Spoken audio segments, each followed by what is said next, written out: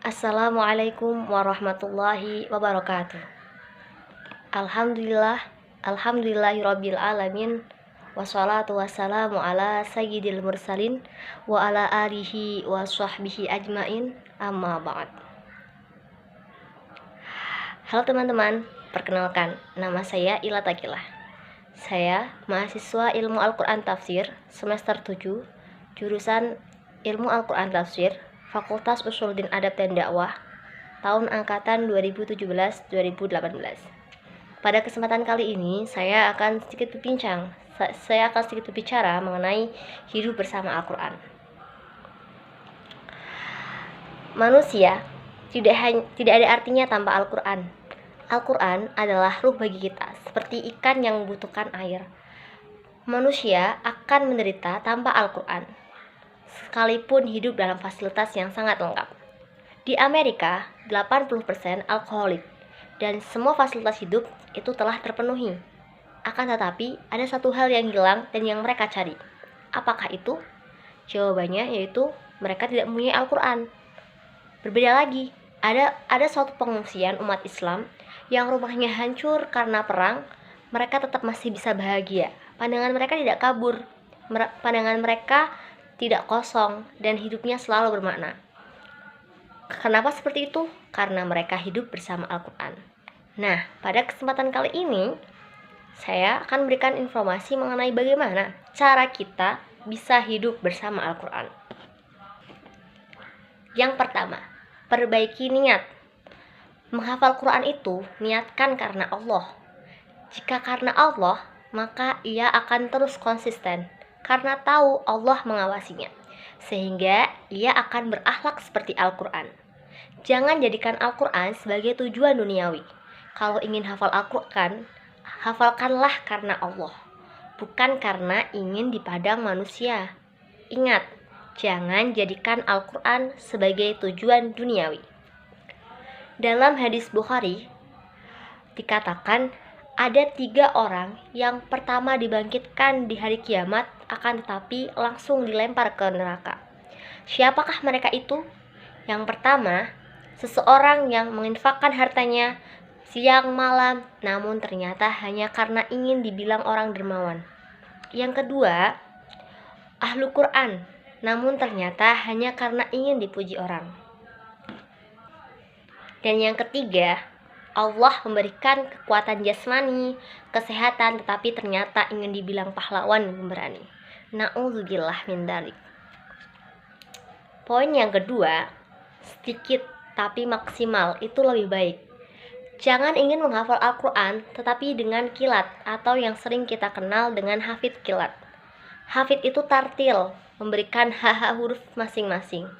Bagi yang ingin menghafalkan Al-Quran, sebaiknya ditata dulu, dipastikan bacaannya sudah benar, sudah sesuai tajwid atau belum.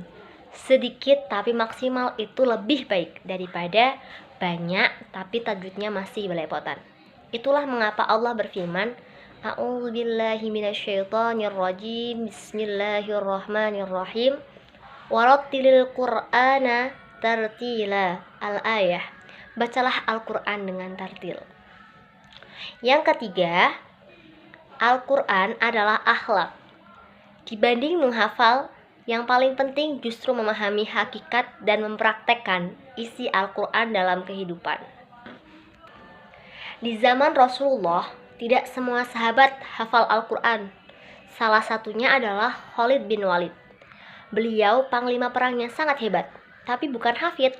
Namun akhlak beliau, kehidupan beliau mengacu pada Quran.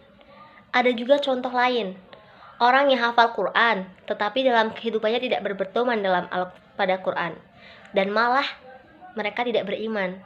Contohnya, orang-orang orientalis. Mereka bukan orang Islam, tapi mereka hafal betul ayat per ayat dari Al-Quran.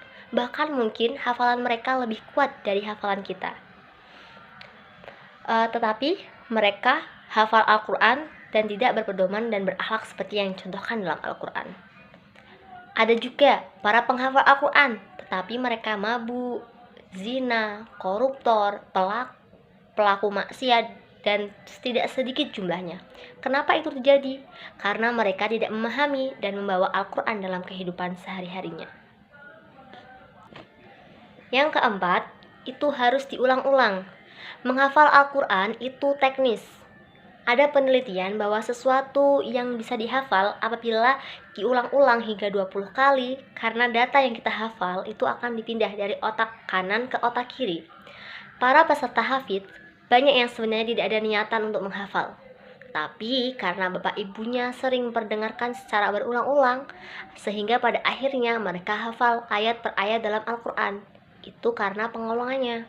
Hafalan juga wajib diulang-ulang, jika tidak nanti akan lupa. Jangan dikira Imam Masjidil Haram hanya santai-santai saja. Mereka juga mengulang hafalan dan mengejarnya lebih-lebih, apalagi dalam bulan Ramadan.